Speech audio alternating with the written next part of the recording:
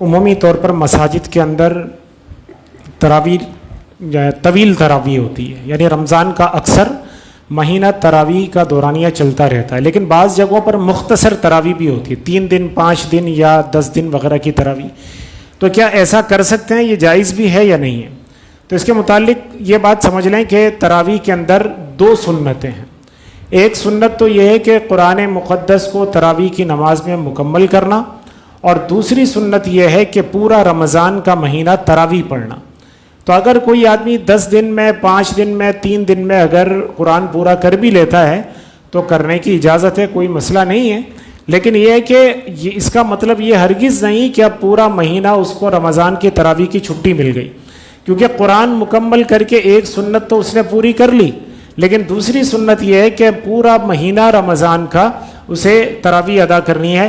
اگر بقیہ دنوں میں تراویح ادا نہیں کی تو دوسری سنت چھوڑنے سے یہ گناہگار ہوگا.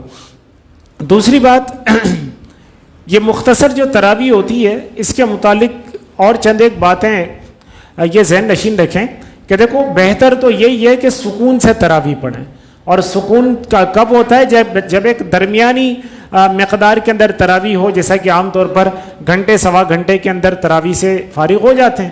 لیکن جہاں پر 3 دن 5 دن کی تراویحاں ہوتی ہیں وہاں پر پھر ٹائم بھی دگنا ہو جاتا ہے، ڈبل ہو جاتا ہے. اب اس میں کیا ہوتا ہے کہ کچھ لوگ نماز پڑھ تو رہے ہوتے ہیں لیکن بڑی تکلیف میں پڑھ رہے ہوتے ہیں. تو بھائی تکلیف کیوں اٹھا رہے ہو؟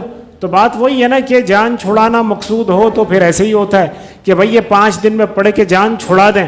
تو بھائی جان چھڑانے کی نیت سے نہ پڑھیں، عبادت کرنے کی نیت سے کریں. اجر چاہیے تو خوش دلی سے کریں. تو بہتر تو یہی ہے کہ یہ مختصر جو تراویح ہوتی ہیں نا یہ نہیں ہونی چاہیے. لیکن کچھ لوگ معاشرے میں ایسے ہیں جن کو یہ مختصر تراویح کی ضرورت ہے. اور وہ کون ہے؟ وہ اس طرح کے لوگ جو مثال کے طور پر جن کو سفر درپیش ہوتا رہتا ہے. اس طرح کے کاروباری لوگ ہوتے ہیں کہ جن کو ہفتے کے اندر 2-4 دن یہاں ہیں تو 2-4 دن وہاں ہیں تو 2-4 دن کسی اور شہر میں. ایسے لوگوں کی مجبوری ہوتی ہے کہ بھائی وہ 3 دن میں یا 5 دن میں قرآن پڑھ لیں تاکہ قرآن مکمل ہونے کی سنت پوری ہو جائے. پھر تراویح کہیں بھی پڑھتے رہیں گے، جس شہر میں ہوں گے وہاں پڑھ لیں گے تو دوسری سنت بھی ادا ہو جائے گی. تو اس میں کیا ہوگا کہ قرآن مکمل ہو جائے گا. ورنہ اگر عام طریقے سے پڑھا جائے تو آپ خود جانتے ہیں کسی مسجد میں مقدار تھوڑی پڑھی جا رہی ہوتی، کسی میں تھوڑی زیادہ ہوتی ہے، اور مقدار کے اندر فرق کی وجہ سے اگر ایک جگہ وہ کم پڑھ کے گیا اور دوسری جگہ جہاں پہنچا وہاں پچھلے دن زیادہ پڑھا گیا تھا تو درمیان میں 1-2-4 رکوع رہ جائیں گے اس کے، اور اس طریقے پر اس کا قرآن مکمل نہیں ہو سکے گا. تو ایسے لوگوں کے لیے کہ جن کو سفر درپیش ہوتا ہے چاہے تجارت کی وجہ سے یا اور کسی معاملات کی وجہ سے، تو ان لوگوں کو اس بات کی گنجائش اور اجازت ہے کہ وہ مختصر ایام کے اندر تراویح پڑھ سکتے ہیں. اسی طرح میرا محترم دوستو عزیزو، دوسری بات یہاں پر یہ بھی ذہن میں رکھنی چاہیے کہ 10 دن کا ختم کرنا یہ اس سے بہتر یہ ہے کہ آپ مسجد میں ختم کریں. کیوں؟ اس لیے کہ عام طور پر یہ 10 دن کا یا 5 دن کا یا 6 دن کا یا 3 دن کا جو ختم ہوتا ہے یہ مساجد میں نہیں ہوتا. یہ عمومی طور پر کہاں ہوتا ہے؟ باہر ہوتا ہے، کہیں کسی کارخانے میں، کسی ہال کے اندر یا کسی کے گھر کے اندر، اس طرح سے ہوتا ہے. تو اس کے مقابلے کے اندر مسجد کے اندر تراویح پڑھنا یہ زیادہ افضل ہے. بالکل واضح بات ہے کہ جہاں بھی آپ چلے جائیں، جس مقام پر بھی پڑھ لیں، لیکن وہاں مسجد کا ثواب تو نہیں ملے گا. اور اگر آپ مسجد کے اندر تراویح ادا کریں گے تو تراویح کے علاوہ مسجد کا بھی ثواب ملے گا. تو مسجد کا ثواب باہر کہاں سے لائیں گے؟